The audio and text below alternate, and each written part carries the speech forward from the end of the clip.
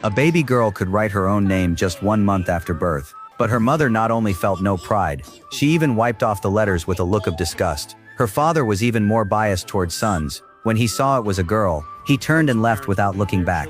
On the day they left the hospital, he didn't even hold the child. He carried her like a burden and complained all the way, grumbling about the cost of having a daughter. When getting into the car, he tossed his daughter into the trunk like garbage, then drove off recklessly in his beat-up used car, with no regard for the child's safety. After getting out, the whole family went inside.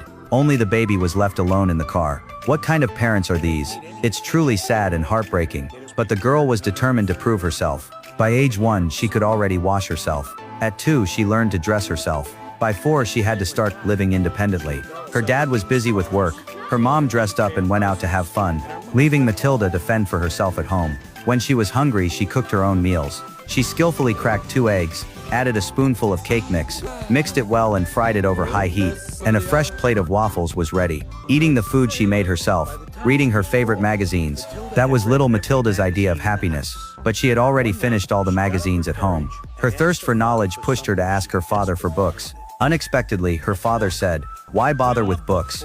Her brother even shoved her aside, afraid of missing a second of TV time. Matilda didn't cry or make a fuss. She knew that in this family, if she wanted something, she had to get it herself. The next day after her parents left for work, she opened the phone book and found the library's address. Even though it was 10 kilometers away, nothing could stop a child who loved to read.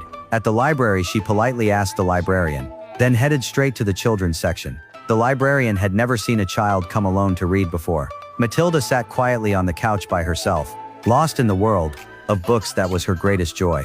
Once she found the way to the library, she went every day and read hungrily. Soon she finished all the children's books. Then she started exploring other subjects. The librarian, who had been watching Matilda, was deeply moved by her love of learning, and made an exception to give her a library card, so she could borrow books and take them home, saving her the trip back and forth. Time passed quickly. Before long, Matilda was 7 years old. From all kinds of books, she gained a wealth of knowledge. Since it was time to start school, she asked her father about it, but her father stubbornly insisted she was only 4. He even dragged her to her mother, trying to prove his point. Her mother was more relaxed, saying she was 5, but in truth, Matilda was already 7. She was heartbroken. She went back to her room alone, tears of frustration falling on her book. How she wished she could be like the characters in her books, and go to school to make new friends. But reality was so cruel. One day her father came home in high spirits. He had just sold several used cars. Excitedly, he asked his son to help calculate the total. But as soon as he read out the numbers, Matilda instantly gave the answer. Her father didn't believe her, and accused her of peeking at the bill. Matilda argued